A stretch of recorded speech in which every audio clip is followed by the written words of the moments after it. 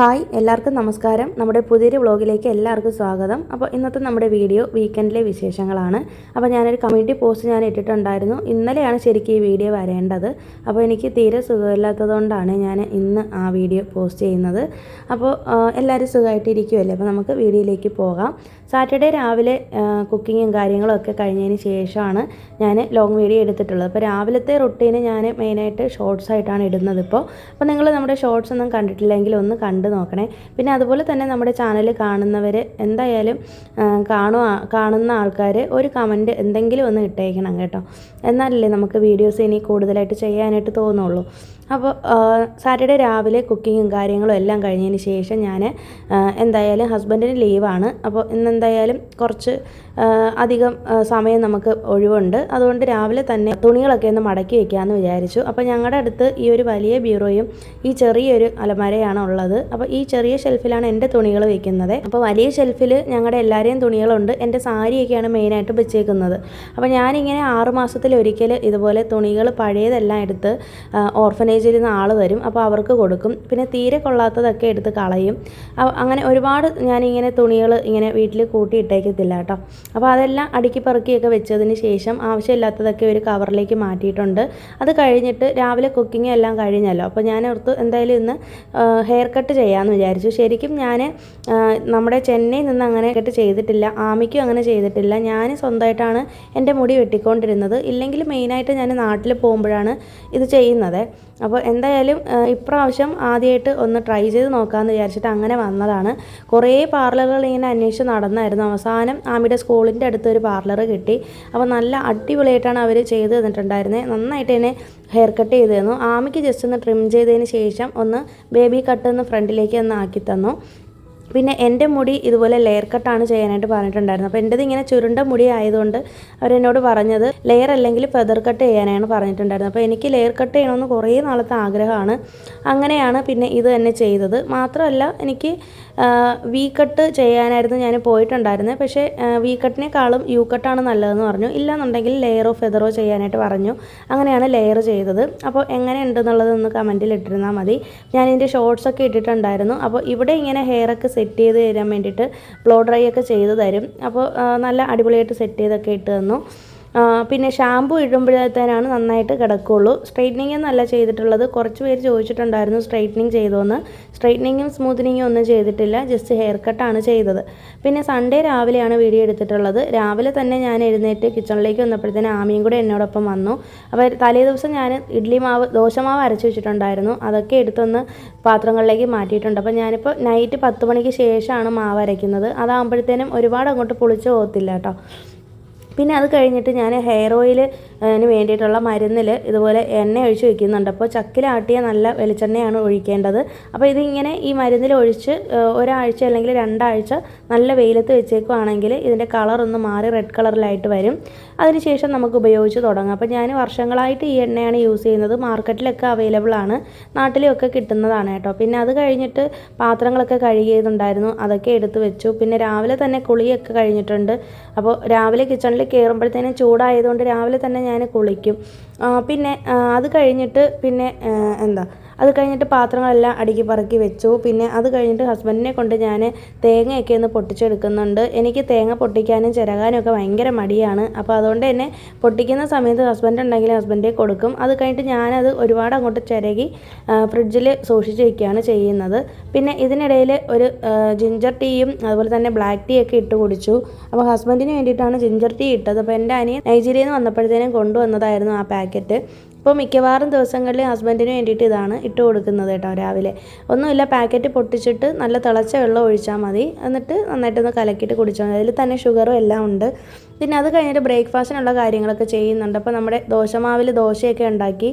പിന്നെ ഇന്ന് വേറെ കറിയൊന്നും ഞാൻ പ്രത്യേകിച്ച് ഉണ്ടാക്കിയിട്ടില്ല. നമ്മുടെ 1 മാസം മുന്നേ മേടിച്ചിട്ടുണ്ടായിരുന്ന ആന്ധ്രാപ്പൊടിയാണ് ഇത്. നമ്മുടെ ഇഡ്ഡലി പൊടിയാണ്, ആന്ധ്രാക്കാരുടെ സ്പെഷ്യലാണ്. നന്നായിട്ട് എരിവൊക്കെ ഉള്ളതാണ്. ചെറുപയർ പരിപ്പിട്ടിട്ട് ഉണ്ടാക്കിയിരിക്കുന്നതാണ് കേട്ടോ. അത് കടയിൽ നിന്ന് മേടിച്ചതാണ്. അത് കുറച്ച് നല്ലെണ്ണ ഒഴിച്ച് മിക്സ് ചെയ്തെടുത്തു. പിന്നെ വെള്ളച്ചമ്മന്തി ഉണ്ട്. പിന്നെ അത് കഴിഞ്ഞിട്ട് തോരന് വേണ്ടിയിട്ടുള്ള അമരപ്പയറൊക്കെ ഞാനൊന്ന് കട്ട് ചെയ്തെടുത്തു. പിന്നെ ഞാൻ പറഞ്ഞല്ലോ തേങ്ങ ഞാൻ കുറച്ച് അധികം തന്നെ ചിരകി വെച്ചേക്കുമെന്ന്. അപ്പോൾ ഈ തേങ്ങ ബാക്കി വന്നതെല്ലാം ഞാൻ മീൻ കറിയാണെന്ന് സ്പെഷ്യലായിട്ട് ഉണ്ടാക്കാനായിട്ട് പോകുന്നത്. എല്ലാ സൺഡേയും ഞങ്ങളുടെ ഇവിടെ ഇങ്ങനെ മീൻ മേടിക്കാറുണ്ട്. സാറ്റർഡേ ഹസ്ബൻഡ് മേടിച്ച് വെച്ചേക്കും, ചിലപ്പോൾ ഞാൻ സാറ്റർഡേ തന്നെ ക്ലീൻ ചെയ്ത് വെച്ചേക്കും. ഇന്നലെ ഇപ്പോൾ എനിക്ക് സമയം ഇല്ലാത്തത് കൊണ്ട് ഞാൻ ഇന്ന് രാവിലെയാണ് അത് ക്ലീൻ ചെയ്തത്. ഫ്രീസറിൽ വെച്ചിട്ട് രാവിലെ എടുത്ത് ക്ലീൻ ചെയ്തു. അപ്പോൾ ഈ രീതിയിലാണ് ഞാൻ മിക്കപ്പോഴും മീൻകറി വെക്കുന്നത്. തേങ്ങ ആവശ്യത്തിന് ഇട്ട് കൊടുത്തു. പിന്നെ മല്ലിപ്പൊടി തീർന്നു പോയായിരുന്നു, പിന്നെ അതും കൂടി കൈയോടെ തന്നെ ഞാൻ പാക്ക് ചെയ്ത് വെച്ചു. സാധാരണ ഞാൻ മുന്നേയൊക്കെ മല്ലി മേടിച്ചിട്ട് നന്നായിട്ട് കഴുകി ഉണക്കി പൊടിക്കുകയാണ് ചെയ്തുകൊണ്ടിരുന്നത്. ഇപ്പോൾ അങ്ങനെ ചെയ്യത്തില്ല കേട്ടോ. ഞാൻ ആച്ചിയുടെ മല്ലിപ്പൊടിയാണ് മേടിക്കുന്നത്. അതൊരു 2 വലിയ സ്പൂൺ എടുത്തിട്ടുണ്ട്. പിന്നെ ഇത് മുളക് പൊടിയാണ്. മുളക് പൊടി എന്ന് പറയുമ്പോഴത്തേനും കാശ്മീരി മുളക് പൊടിയും നല്ല എരിവുള്ള മുളക് പൊടിയും കൂടി 1/2 കിലോ വീതം 1/2 കിലോ വെച്ചിട്ട് 1 കിലോ വെച്ച് പൊടിച്ച് വെച്ചേക്കുന്നതാണ്. അപ്പോൾ നല്ല കളറും കാണും, കൊഴുപ്പും കാണും, അധികം എരിവും കാണത്തില്ല ഈ മുളക് പൊടിക്ക്. പിന്നെ നാട്ടിൽ നിന്ന് അമ്മയൊക്കെ വരുമ്പോഴത്തേനും മെയിനായിട്ട് പറയുന്ന പരാതിയാണ് ഞങ്ങളുടെ ഇവിടുത്തെ ചെന്നൈയിലെ മുളക് പൊടി കൊള്ളത്തില്ല എന്ന് അമ്മയൊക്കെ പ്രധാനമായിട്ട് പരാതി പറയുന്നുണ്ട്. അപ്പോൾ എനിക്ക് തോന്നിയിട്ടുള്ളത് ഇവിടുത്തെ മുളക് പൊടിക്ക് വേറൊരു ടേസ്റ്റാണ് കേട്ടോ. നാട്ടിലത്തെ പോലെ അത്രയും കാരമില്ല. എനിക്ക് അങ്ങനെ ഒരുപാട് കാരമുള്ള മുളക് പൊടിയേക്കാളും സാധാരണ മുളക് പൊടിയാണ് ഇഷ്ടം. അധികം കാരമില്ലാത്ത, എന്നാൽ നമുക്ക് കഴിക്കാനും പറ്റണമല്ലോ. അപ്പോൾ അമ്മയ്ക്കൊക്കെ ഭയങ്കരമായിട്ട് പരാതിയാണ് ഇവിടുത്തെ മുളക് പൊടി കൊള്ളത്തില്ല എന്ന്. അപ്പോൾ ഞാനിപ്പോൾ ഇങ്ങനെയാണ് ചെയ്യുന്നത്.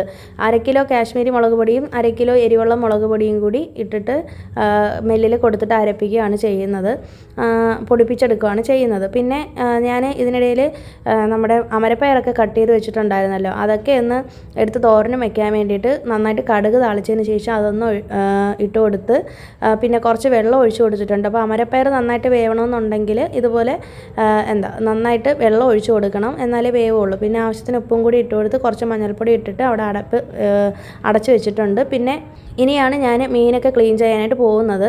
സാധാരണ ഞാനങ്ങനെ അധികം ചൂടില്ല എന്നുണ്ടെങ്കിൽ രാവിലെ കുളിക്കത്തില്ല സൺഡേ. ഈ മീനൊക്കെ കഴുകുന്നത് കൊണ്ട് രാവിലെ മീൻ എല്ലാം ക്ലീൻ ചെയ്തതിന് ശേഷമാണ് കുളിക്കാറുള്ളത്. അപ്പോൾ ഇന്നിപ്പോൾ എന്തായാലും ഞാനോർത്തു ചൂടാണല്ലോ, അപ്പോൾ രാവിലെ കുളിക്കാതെ കയറാൻ പറ്റത്തില്ല കിച്ചണിൽ. അതിന് ശേഷമാണ് പിന്നെ വന്നിട്ട് മീനൊക്കെ ക്ലീൻ ചെയ്തത്. പിന്നെ നന്നായിട്ട് കൈയൊക്കെ ഒന്ന് കഴുകി. പിന്നെ തോരൻ വയ്ക്കാൻ വേണ്ടിയിട്ടുള്ള അമരപ്പയറൊക്കെ വെന്ത് വന്നിട്ടുണ്ടായിരുന്നു. അത് വെള്ളമൊക്കെ ഒന്ന് പറ്റി പോയതിന് ശേഷം ഞാനിതിലേക്ക് ആവശ്യത്തിന് തേങ്ങയും കുറച്ച് കുഴമ്പ് മുളക് പൊടി എന്ന് പറയും. ഞാനിപ്പോൾ ഈ രീതിയിലാണ് ഇവിടുത്തെ തോരൻ വെക്കുന്നത്. ഇവിടുത്തെ പൊരിയലെന്നാണ് പറയുന്നത് തമിഴ്നാട്ടിലിതിനെ. നമ്മുടെ നാട്ടിലെ തോരനാണ്. പക്ഷേ തോരത്തിന് നമ്മൾ നാട്ടിലാണെങ്കിൽ ജീരകവും വെളുത്തുള്ളിയൊക്കെ ചേർക്കുമല്ലോ. ഇവിടെ തമിഴ്നാട്ടിൽ ചെയ്യുമ്പോഴത്തേനും വെറുതെ തേങ്ങ മാത്രം ഇങ്ങനെ ചിരകി ഇടുകയാണ് ചെയ്യുന്നത്. പച്ചക്കറി വഴറ്റി എടുത്തിട്ട് ഞാൻ ഇതിൽ കുറച്ച് കുഴമ്പ് മുളക് പൊടിയും കൂടി ഇട്ട് കൊടുത്തേ ഉള്ളൂ. നല്ല ടേസ്റ്റാണ്. പിന്നെ അത് കഴിഞ്ഞിട്ട് മീൻകറി വെക്കാൻ വേണ്ടിയിട്ടുള്ള പച്ചമാങ്ങയും തക്കാളിയൊക്കെ കട്ട് ചെയ്തെടുത്തു. അപ്പോൾ ഇന്ന് പച്ചമാങ്ങ ഇട്ടിട്ടുള്ള മീൻകറിയാണ് വെക്കുന്നത്. സാധാരണ ഞാൻ ഈ രീതിയിൽ തന്നെയാണ് മിക്കപ്പോഴും മീൻകറി വെക്കുന്നത്. ചിലപ്പോൾ ഇതുപോലെ മുളകും മല്ലിയൊക്കെ ചൂടാക്കിയതിന് ശേഷം ചേർക്കാറുണ്ട്. ഞാനിപ്പോൾ ഇങ്ങനെ വെറുതെ മുളകും മല്ലിയും ചേർക്കാതെ ഇങ്ങനെ തന്നെ അരയ്ക്കുകയാണ് ചെയ്യുന്നത്. പിന്നെ ആവശ്യത്തിന് പുളി ഒഴിച്ചു കൊടുത്തു, ആവശ്യത്തിന് വെള്ളം ഒഴിച്ചു കൊടുത്തു. എന്നിട്ട് എല്ലാ പച്ചക്കറികളൊക്കെ ഒന്ന് വേവാനായിട്ട്, മാങ്ങയൊക്കെ വേവാനായിട്ട് അടച്ചു വയ്ക്കുന്നുണ്ട്. ഇതിനിടയിൽ ഞാൻ പോയിട്ട് പെട്ടെന്ന് എന്നെ കിച്ചൺ ഒന്ന് ക്ലീൻ ചെയ്യുന്നുണ്ട്. ഇപ്പം ഏകദേശം സമയം ഒരു 9 മണിയൊക്കെ ആയിട്ടേ ഉള്ളൂ.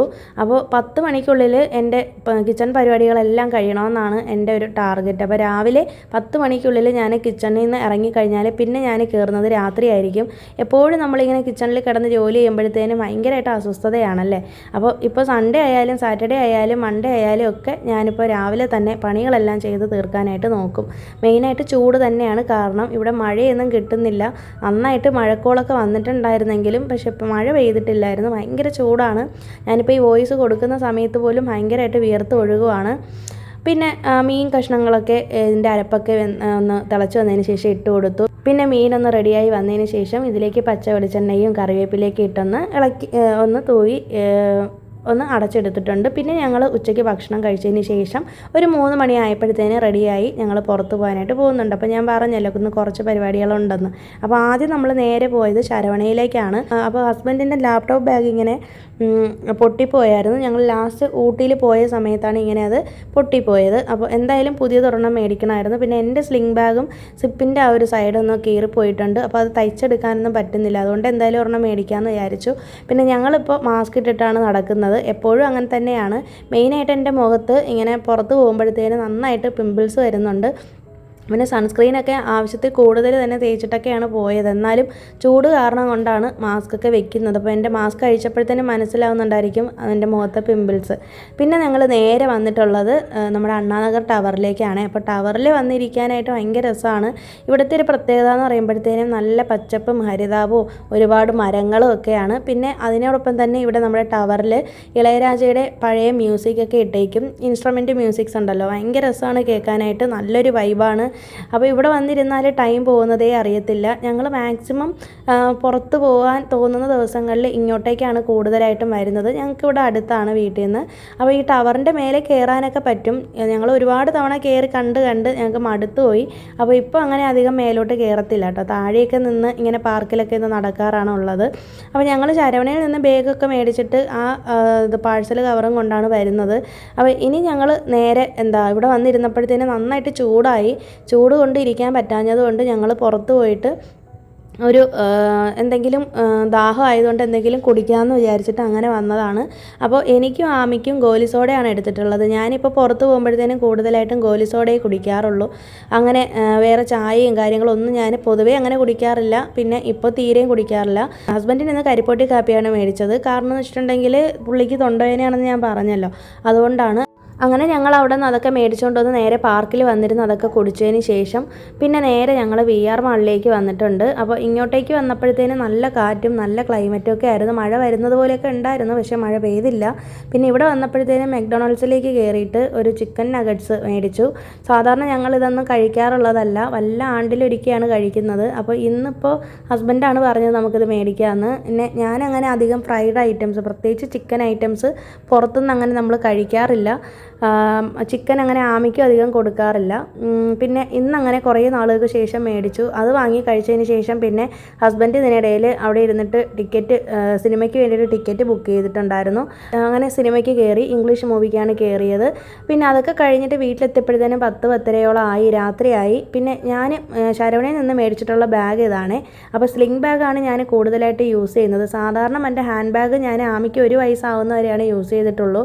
അത് കഴിഞ്ഞിട്ട് പിന്നെ ഞാൻ ബാക്ക് പാക്ക് പോലത്തെ ബാഗ് യൂസ് ചെയ്തു. പിന്നെ ആമിക്ക് 2 വയസ്സായി തുടങ്ങിയപ്പോഴത്തേനും ഞാൻ സ്ലിംഗ് ബാഗിലോട്ട് മാറി. പിന്നെ ഞാൻ മറ്റേ ബാഗ് യൂസ് ചെയ്തിട്ടേ ഇല്ല. എനിക്ക് ഭയങ്കര ഇഷ്ടമാണ്, കാരണം നല്ലൊരു ലുക്കുമാണ്, കാരണം നല്ല ഒതുക്കം ഉണ്ടായിരിക്കും. പിന്നെ നമുക്ക് ഒരുപാട് അങ്ങോട്ട് വലിയ ബാഗ് കൊണ്ടുപോകുമ്പോഴത്തേനും ഹാൻഡിൽ ചെയ്യാനൊക്കെ ഉള്ള ബുദ്ധിമുട്ടാണല്ലോ. ഇതാകുമ്പോഴത്തേനും അടങ്ങി ഒരിടത്ത് കിടന്നോളും. അപ്പോൾ അങ്ങനെ ഒരു സ്ലിംഗ് ബാഗ് എടുത്തു. അപ്പോൾ ഇതിൻ്റെ റേറ്റ് കേൾക്കുമ്പോൾ നിങ്ങൾ മിക്കവാറും ഞെട്ടും. 600 രൂപയായിരുന്നു റേറ്റ്. ഭയങ്കര റേറ്റാണ് നമ്മുടെ ശരവണയിൽ ബാഗിൻ്റെ സെക്ഷനിൽ കയറിയാൽ. ഇത് ലാപ്ടോപ്പ് ബാഗാണ്. സ്പേസ് എന്ന് പറഞ്ഞിട്ട് ഒരു ബ്രാൻഡിൻ്റെതാണ് എടുത്തത്. 1500 രൂപയായിരുന്നു റേറ്റ്. പക്ഷേ അത്യാവശ്യം നല്ല ക്വാളിറ്റി ആയിരുന്നു കേട്ടോ. ഇനി അടുത്ത് യൂസ് ചെയ്തതിന് ശേഷമേ പറയാൻ പറ്റുള്ളൂ എങ്ങനെ ഉണ്ടെന്ന്. അപ്പോൾ നിങ്ങൾക്ക് എൻ്റെ ബാഗ് ഇഷ്ടമായോ ഇല്ലയോ എന്നുള്ളത് കമൻറ്റിൽ അറിയിച്ചേക്കണേ. എങ്ങനെയുണ്ട് എൻ്റെ സെലക്ഷൻ എന്നൊന്ന് പറഞ്ഞേക്കണേ. അപ്പോൾ ഇത്രയൊക്കെ ഉള്ളൂ ഇന്നത്തെ വീഡിയോയിലെ വിശേഷങ്ങൾ. പുതിയൊരു വീഡിയോ ആയിട്ട് നമുക്ക് വീണ്ടും കാണാം. അതുവരേക്കും എല്ലാവർക്കും ബായ്. Thanks for watching.